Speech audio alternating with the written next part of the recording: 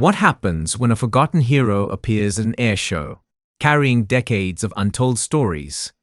The answer will leave you speechless. He sat alone at the edge of the runway, wearing a weathered navy windbreaker that had seen better decades. Between his knees rested a simple aluminum folding chair, the kind you'd find at a garage sale. No special credentials hung around his neck, no expensive camera equipment, no entourage of family members snapping photos. Just a quiet, elderly gentleman positioned near the chain-link fence, his eyes scanning the horizon as if he'd been waiting for something, or someone, for a very long time. Before we dive deeper into this remarkable tale, tell me in the comments, what's the most powerful act of quiet respect you've ever witnessed? And if stories like this one touch your heart, hit that subscribe button. Because some moments deserve to be remembered forever. The day everything changed, the thunder over Tampa Bay Air Show had drawn its usual massive crowd. Families spread across colorful blankets, veterans proudly wearing their service caps, young recruits eager to see the latest military technology in action. The VIP section buzzed with officials and special guests, all seated under pristine white tents with catered refreshments and the best views money could buy. This wasn't just any air show, it was featuring the legendary Blue Angels, along with a rare demonstration by the F-35 Lightning I Squadron. Photographers jostled for position, children squealed with excitement as they wore plastic pilot helmets, and vendors weaved through the crowd selling overpriced sodas and commemorative t-shirts. Everything ran with military precision, except for one small detail that nobody seemed to notice. Near the southern edge of the tarmac, well beyond the designated seating areas and just before the restricted access line, sat a man who didn't quite fit the scene. He had arrived before dawn, walking slowly but steadily across the parking lot. His gait suggested old injuries that had healed but never quite forgotten themselves. In his weathered hands, he carried that simple folding chair and a small canvas messenger bag that looked like it had traveled to places most people only read about in history books. The navy windbreaker he wore was faded to a soft blue-gray, with a barely visible submarine warfare pin sewn onto the chest. The kind of insignia most people wouldn't recognize unless they'd served alongside those who earned them. When he approached the volunteer at the main gate, his voice was polite but quiet. "Excuse me, miss. Could you direct me to the veterans' seating area?" The young volunteer, probably a college student earning community service hours, glanced down at her clipboard and then at his empty lanyard. "I'm sorry, sir, but those sections are reserved for pre-registered attendees and special guests." He didn't argue, didn't mention his service, didn't pull out any documentation or make a scene. He simply nodded with the grace of someone who had learned long ago that some battles aren't worth fighting and some recognition isn't worth demanding. "I understand. Thank you," he said, stepping aside. He made his way quietly to the far fence, unfolded his chair with practiced efficiency, and settled in for what would become a 6-hour vigil. For the first 2 hours, he sat perfectly still, hands folded neatly in his lap, eyes tracking the practice flights overhead with the focused attention of someone who understood exactly what he was watching. The boy who asked the right question around mid-morning, as the crowd began to thicken and the excitement level rose, a curious 10-year-old named Marcus broke away from his father's side. The boy had been watching the old man from a distance, intrigued by his stillness and the way he seemed completely unbothered by the chaos around him. Marcus approached the fence and looked up at the stranger. "Were you in the Navy?" he asked, loud enough that several nearby families turned to listen. The old man's weathered face softened into the faintest smile. "A long time ago, son." "Did you drive the big ships?" Marcus pressed, his eyes wide with curiosity. The man's gaze returned to the sky, where a training formation was practicing their approach. "No, I went under them instead. Spent most of my time making sure other people could come home safely." Before Marcus could ask another question, his father appeared, gently pulling his son back with an apologetic smile toward the stranger. But someone else had been listening, and that someone was about to change everything. The officer who remembered Lieutenant Commander Sarah Brooks was supposed to be focused on coordinating the day's events from the operations trailer. She had 3 different radio channels chattering in her ear, a timeline down to the minute, and enough responsibility to keep anyone distracted. But something about the conversation between the old man and the boy had caught her attention. Maybe it was the way he'd said "under them" instead with such casual understatement. Maybe it was the particular way his shoulders stayed squared despite his age, or how his eyes tracked aircraft with the unconscious precision of someone who'd once depended on such observations for survival. Brooks excused herself from the communications desk and walked to where she could get a clearer view of the mystery guest. Through her binoculars, she studied his profile, the way he held himself, the small details that told a larger story. That's when she noticed it. A small pin on his windbreaker collar, nearly invisible unless you knew what to look for.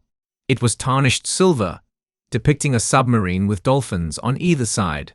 But below that, almost hidden by the jacket's seam, was something else. A tiny ribbon bar that made Brooks's breath catch in her throat.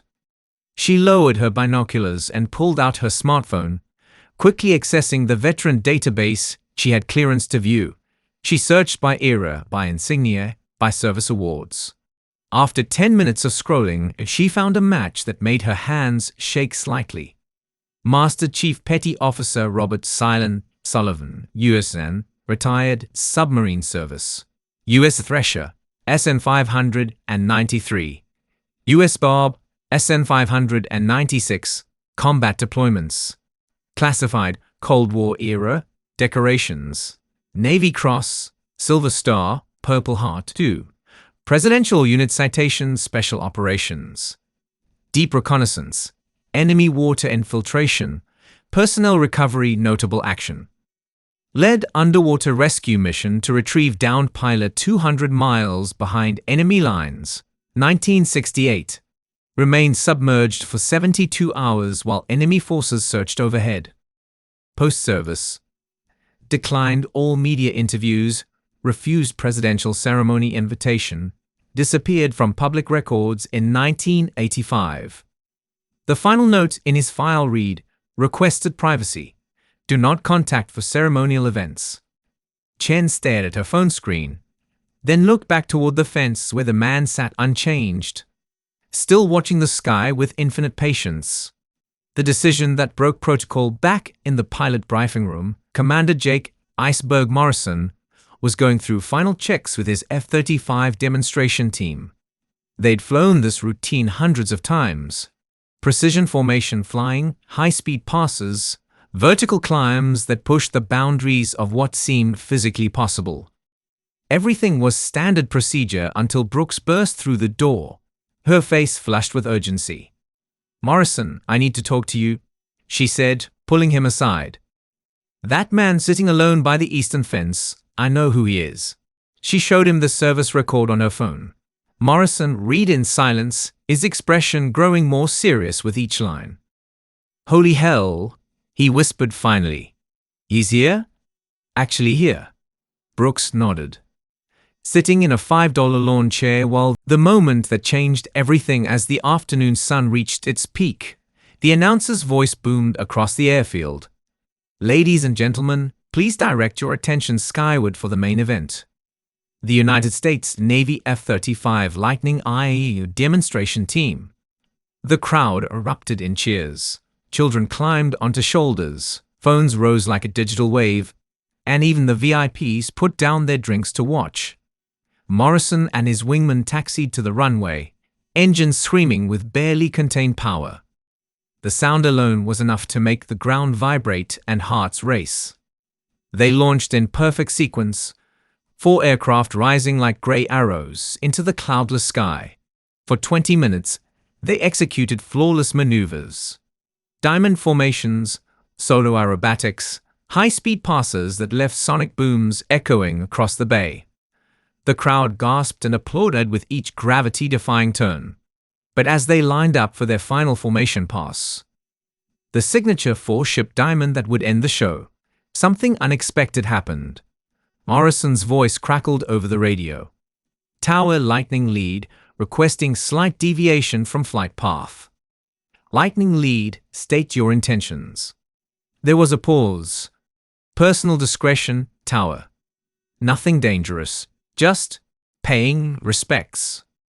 Before anyone could respond, Morrison peeled away from formation. Instead of following the planned route over the main crowd, he banked left and descended to an altitude that was lower than regulation, but still perfectly safe. He was heading straight for the eastern fence line. The announcer's voice faltered. "Folks, it appears we have a slight change in the flight demonstration. Please remain in your seats." But the crowd had already noticed. Thousands of faces turned east, following the lone F-35 as it approached the fence at a speed that seemed impossibly slow for such an advanced aircraft. Down below, the old man hadn't moved.